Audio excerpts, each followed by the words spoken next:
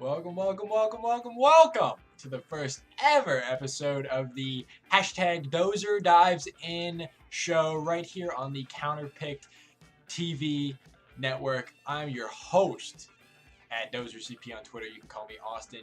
You can call me Dozer. You can call me whatever you want. We got a busy show for you today. We're going to make it quick though, brief. Don't want to waste too much of your precious day. All right. Later in the show, we're going to get to National Oreo Day.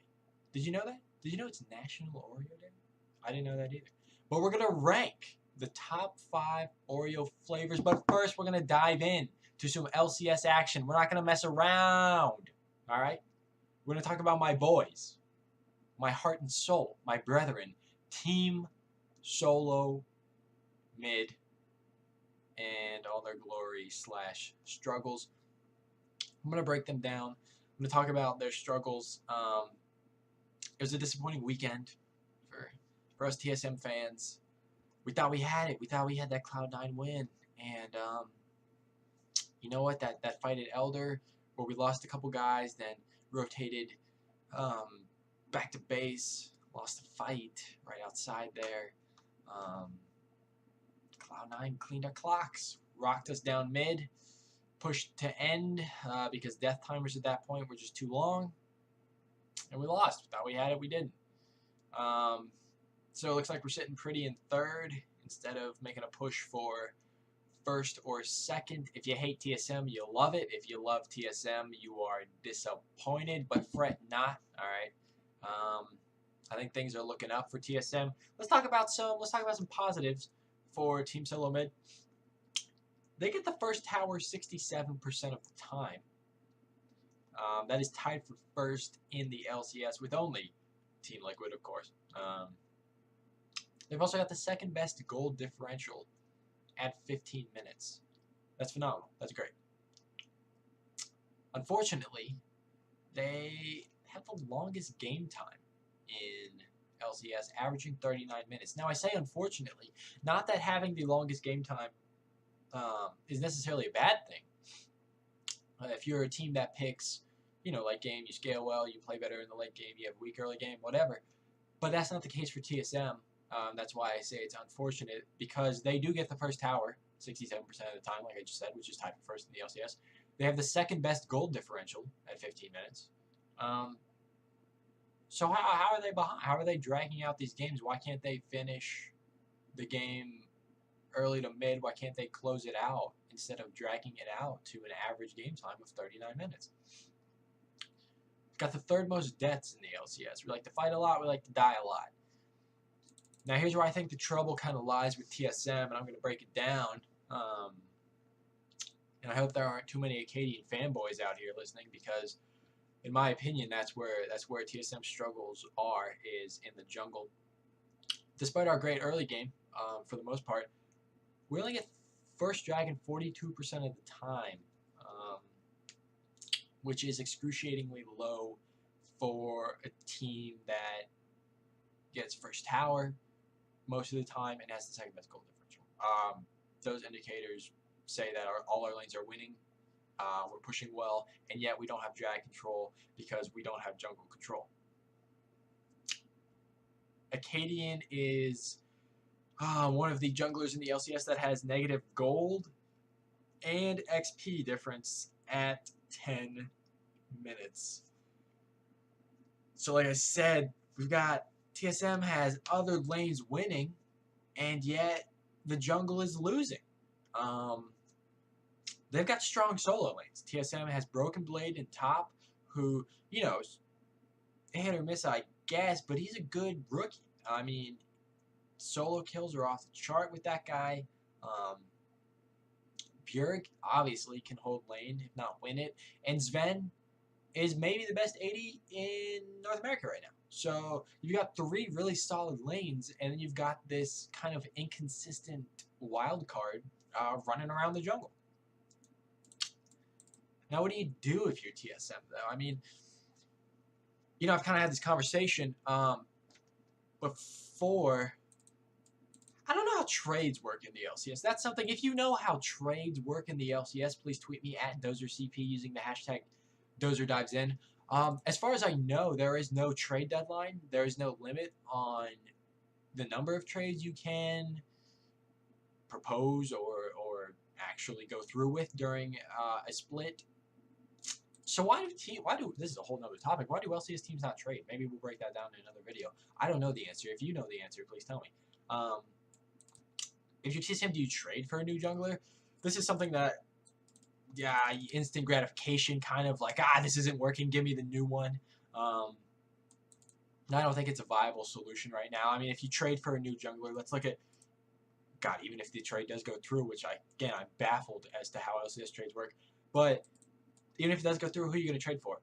You've got Optic, who's got 2 junglers on the roster, Meteos and Dardoch. Sure, but are they better than Acadian? I don't know. Is it really an upgrade, or are you just kind of swapping out someone at the same skill level? Dardoch might be an upgrade, but are they going to trade Dardoch? I don't know. I don't know if they're going to trade him with TSM. Echo Fox just didn't drop, but just demoted Rush to the Academy League. Unfortunately, Rush has the most deaths in LCS, so I'm not sure that's the way to go. Not a lot of options, really. I suppose you could bring up an Academy jungler from TSM, who is the second best Academy team right now. To be honest, I haven't watched a single Academy game this split, so if their record is any indication, he might be good, but I have no idea really how good. Fnatic, I believe his name is. I'm not sure how good he is. I don't know the status on Grig either. I know he's a non-active member with the whole wrist thing. It was my understanding that he was supposed to split playtime this season, and that Acadian actually only started the season because of Grig's wrist injury, arthritis injury, whatever it was. And yeah, I haven't heard or seen from him at all. I really don't know the status on that. But look, I think if you TSM, you tough it out with Acadian for the rest of the split. Maybe he improves. Maybe he gets a little bit better. I don't know. I'm not sure. But you tough it out because really right now there's no better option. You know what I mean? There's no instant upgrade for TSM that you're like, wow, yep, that in place of Acadian will definitely get this team wins. I don't think there is that right now in the LCS. If you feel differently, definitely tweet it in. Again, using hashtag DozerDivesIn. Leave it in the comment section below. But if you TSM, I think you got to start shifting your focus to summer. And that hurts. That hurts for me to say because I thought we were a contender here. And maybe we are. Maybe we are a contender for the spring split title still. But I don't know. I mean, we did beat Liquid. But that loss against Cloud9 was a bummer. It was a real bummer. If we come out swinging against Liquid again in the I believe it's the final game of the regular season for all LCS, not just TSM, but it's like the last game on the schedule. That's Sunday. If you win that, maybe you got some playoff momentum. At this point, you're not going to get a top 2 seed, I don't think. I think Liquid and Cloud9 have kind of separated themselves from third and the rest of the pack there. But you shift your focus to summer. You say, hey, we've got a really solid team. We've got 3 solid lanes. We just picked up this rookie who's really good. Bjergsen is still, not in his prime, but really good. And Sven is, wow. So if we can get a jungler who isn't going to fall behind, then our whole team is going to be winning early game. And we won't have to drag these games out to 39 minutes anymore because we'll have drag control, we'll have scuttle control, we'll have Rift Herald control. We'll have all the early game jungle objective controls. And that'll funnel into pushing lanes, it'll spiral. And that's what I think you got to do if you TSM. Enough about TSM. Enough about the LCS. It's not even the Counterpicked podcast. But if you do want to hear more about the LCS, you can watch the Counterpicked podcast right here on this YouTube channel. Me and my boy Dimitri, we're going to try to upload some videos tomorrow, Thursday, March 7th, in preview of the 7th week of the LCS. We're going to try to get up the headlines video, talk about maybe some teams in that playoff bubble. Like Golden Guardians, Echo Fox, Optic, all those teams. Do they have a shot? FlyQuest, CLG. We're going to break it down. Don't worry. 100 Thieves as well. I mean, my boy's a big 100 Thieves fan. We're going to talk about that. We're going to trash on him, And then we're also going to try to get up a predictions video. So last week I went 6-4 in my LCS predictions. Dimitri also went 6-4, so we're kind of headlocked right now, trying to see who's going to come out of that on top. Watch for both those videos again later this week. Subscribe so you don't miss them. You don't want to miss them. Now I promised you we'd end the show celebrating National Oreo Day, baby. I didn't know it was National Oreo Day, but once I found out, I had to do something about it. And as such, I took a visit to ranker.com, and I got the top 5 Oreo flavors as ranked by ranker.com, baby. We're going to go through them all. All 5 of them, top 5. There's too many to go through them all. If you disagree, remember I didn't make the list. Comment with your favorite flavor Oreo. Tweet it at me. Tweet it at CounterpickedGG on Twitter. I don't care. All I know is that this list, I actually disagree with. Clocking in at number 5 on the countdown. Birthday cake Oreo. Never heard of it. Never heard of it. Never seen it. Don't know what color the cookie is. Don't know if there's sprinkles on it. Don't know what flavor the icing is. If you're familiar with the birthday cake Oreo, please let me know. Tweet it at me. Say something. Using hashtag Dozer dives in. Number 4. Number 4, this is where this list really grinds my gears. I'm a big Golden Oreo guy. I think Golden Oreo might be the best Oreo. It's everywhere. It's stocked just as much as the original Oreo, and yet it's ranked 4th on this list. No respect. No respect for the Golden Oreo. Number 3, cookie dough.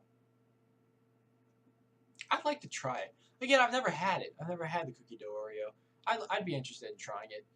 I'm not sure I could get through a whole pack, though. I might get sick. Number 2, cookies and cream. Seems like a classic. That's kind of a cop-out. A cookie that's cookies and cream flavored.